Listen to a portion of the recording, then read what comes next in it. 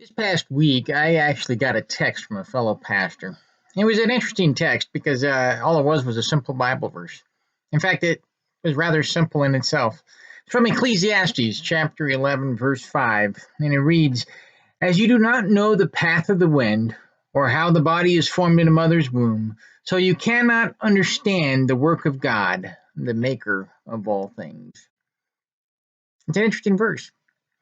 Because really what I think it does is it tells us three things that we cannot understand and one thing that we can. Three things we can't understand and one thing that we can.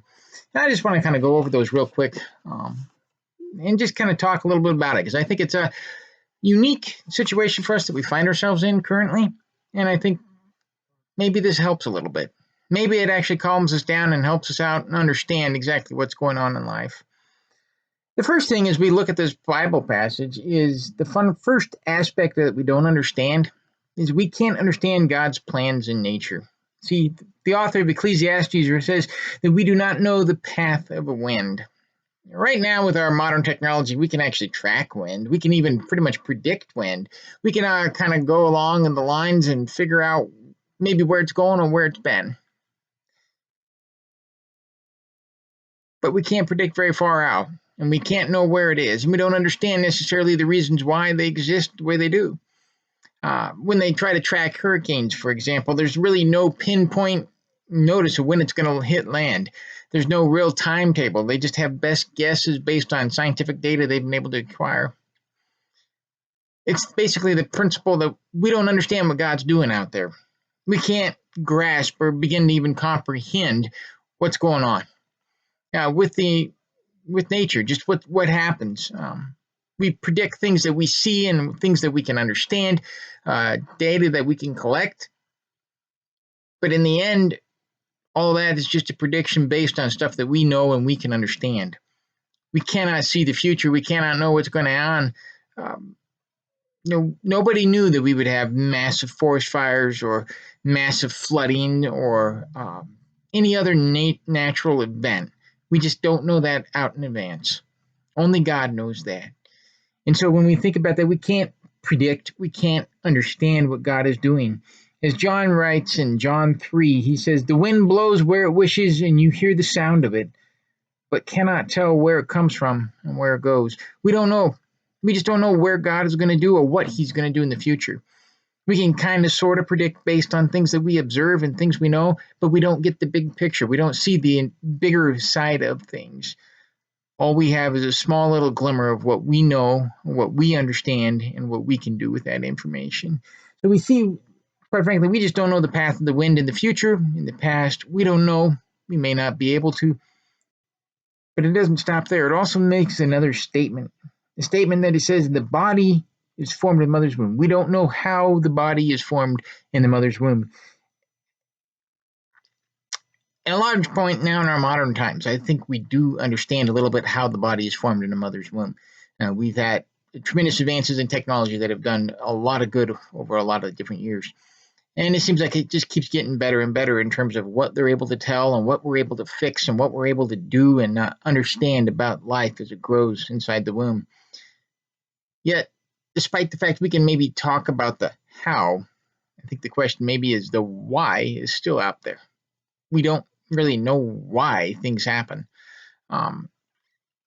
There's so many things that are just left to chance. I was reading in a medical journal not too long ago that, things such as gender choice, whether it's going to be a boy or a girl, we still don't know. It roll the dice kind of thing. We just don't know. We can't predict that. We don't know which or how it's going to turn out. These kind of things that, form in the mother's womb, they're not knowledgeable to us as of yet. And I think that's what the author's trying to say here is like, we can't grasp the bigger picture of nature. We can't grasp the smaller picture of our own human existence. We don't know why life starts, really. We understand scientifically how it starts, but we may not be able to answer philosophically or even scientifically why it starts. We don't understand even just the basic principle of how people work in life. I think this passage goes a little bit beyond just forming of life, but it talks about human life in general. We don't understand why God chooses to put people in certain situations. Some people are born rich, some are born poor. Some are born into a life of suffering, and some are born into a life of fairly ease. And we don't know why. We don't see that picture. We don't totally grasp what God is doing in these situations. It's just not something that we understand. But it's very unique that I think the Bible teaches that every last one of us, regardless of if we understand the human existence or the whys or the hows of things that happen, we see that God has a plan and a purpose for everyone. As he writes in Philippians, he goes, by the power that enables him to bring everything under his control, he will transform our lowly bodies so they will be like him in a glorious body. There's a point and a purpose. The power that enables him. God has a plan. He has a purpose. He has the ability to see everything through. And I think that's just something we need to understand as we look at this Bible verse, is that even though we don't understand things, we got to know that God is the one that is in control and can form anything to his own purpose. But the last thing that it says right here is that, it says we cannot understand the things of God, the makings or the workings of God, as some translations will say. We can't understand God's plan with events. Don't believe me? Go ahead and take our current situation with the coronavirus. I don't know. I don't know why it exists. I don't know what God's hoping to accomplish or what will be accomplished as a result of this. I can't even lay that claim.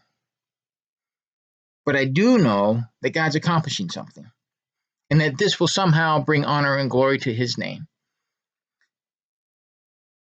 It's not just this, it's other things as well. Everything that we've predicted, everything that we have thought about, every event that we may or may not have understood.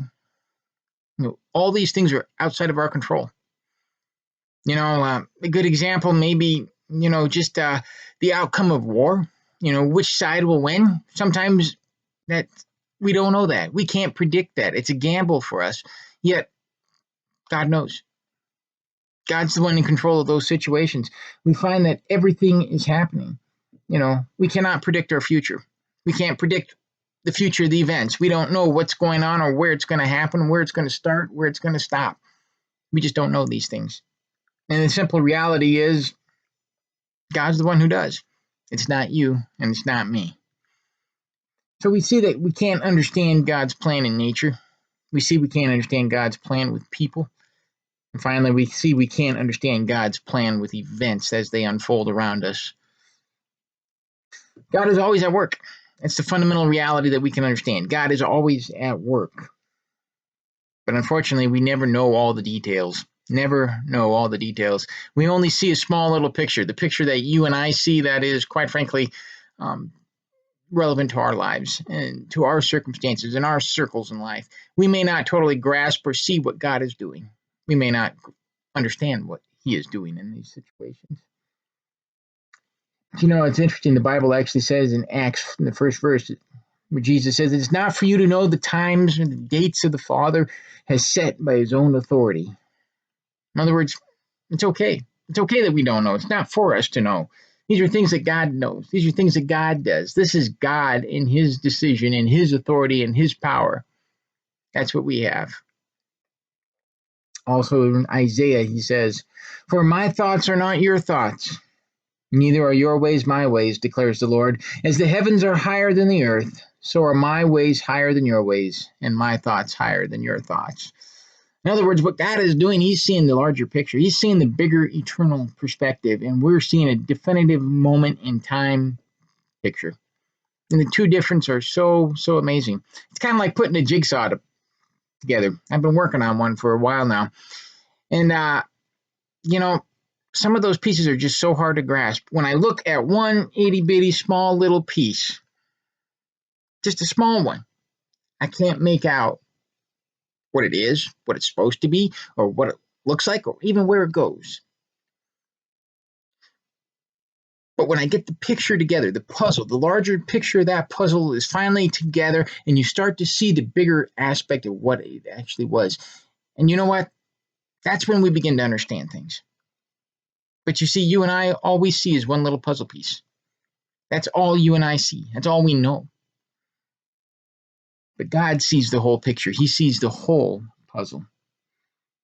And I think that's the one thing that we can take, and the one thing that we can take comfort in. is the last part of this verse, a simple statement about God, that he is the maker of all things. And being a maker of all things, I think that implies that God is all powerful. That's the one thing we can know about this passage. What it teaches us is that God is the maker. He is the all powerful one. He's the one that is in control. It's not you. It's not me. It's not another human being. No, this is God.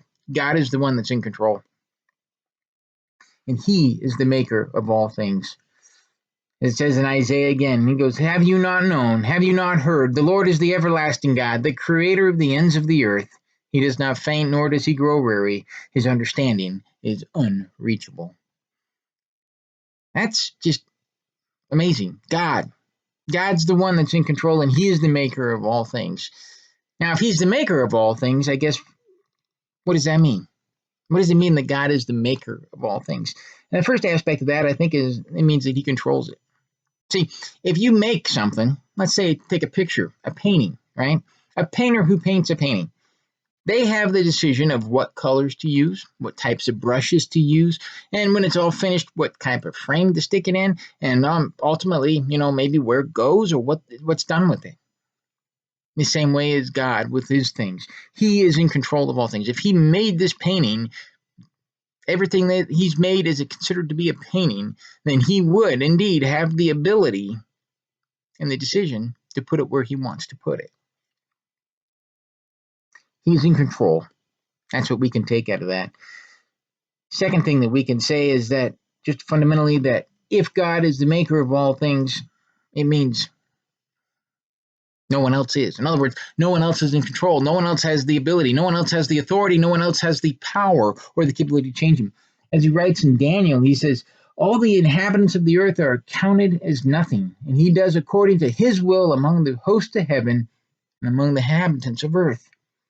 And none can stay his hand or say to him, what have you done? What God has done, what God is doing, what God is actually an art of trying to accomplish in life, there's no one out there. No man, no angel, no being, nothing that's been created, nothing that will be created that's going to be able to tell God, hey, I'm in charge or not. God is all the maker. He is all powerful. He controls things. No one can change that. The last thing I think it says, something that we can actually take comfort in, is if God is the maker of all things, he's also the God that's going to take care of all things. He's the God that will take care of all things. God is in control, and then we know he will take care of us. Paul writes in the book of Romans, he says, and we know that in all things God works for the good of those who love him, who have been called according to his purpose. God works for the good of those who love him, who have been called according to his purpose. As Jesus said, God knows the number of hairs on your head. He feeds the sparrows. He's going to feed you. God's in control. He's going to take care of you.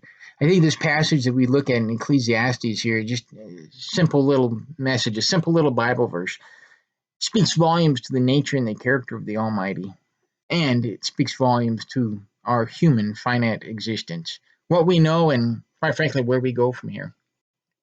We know that we don't know much, but we know the one who does know everything. We know that we don't know much, but we know the one who knows everything. And I think that's something we can take comfort in. From this passage, we know what we know, and we know that God knows more. We know that God is above all things. We're not supposed to know the times, the dates, the places, the events. Not all of them. It's not for us to know.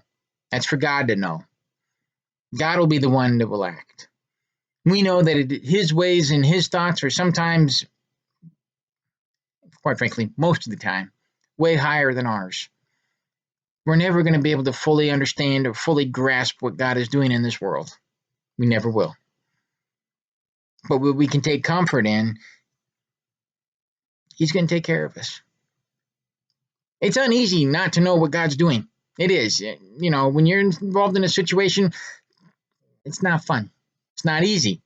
Go ahead and take a look at the current COVID situation. Nobody suffering during this time. No one doing this and experiencing this is having a great time wondering if they're going to get it or if their loved ones are going to get it or if they do have it, are they going to recover? Nobody is enjoying this. No one is. It's uneasy. But let me put it to you this way. If we knew all the details, every last detail, would we need God? Would there be a need for the Almighty in your life, in my life? If we knew it all, what's the point? Why would he exist? That's why faith is needed. So much of our relationship with God is based on faith. It's an unknown, and it's based on a simple reality that we believe. We believe what he says, and what he says is true. It takes faith to trust him, especially in the times that we do not understand. It takes faith to trust him, especially in times we do not understand. So my advice is during this COVID situation that we're continuously looking into and continuously watching and continuously worried about, my advice is don't try to spend too much time trying to figure it out. Don't spend too much time trying to understand what's going on in the world and why is God trying to do what God's trying to do. It's smart to prepare. It's smart to plan. It's smart to get ready to do things. But in the end, I think we should trust God that he knows what he's doing in each and every situation, and know that in our finite knowledge, there's no way we will be able to ever see what God sees. And it takes faith to trust him to see us through. And that's my advice. Trust God, because he is the one who has made all things.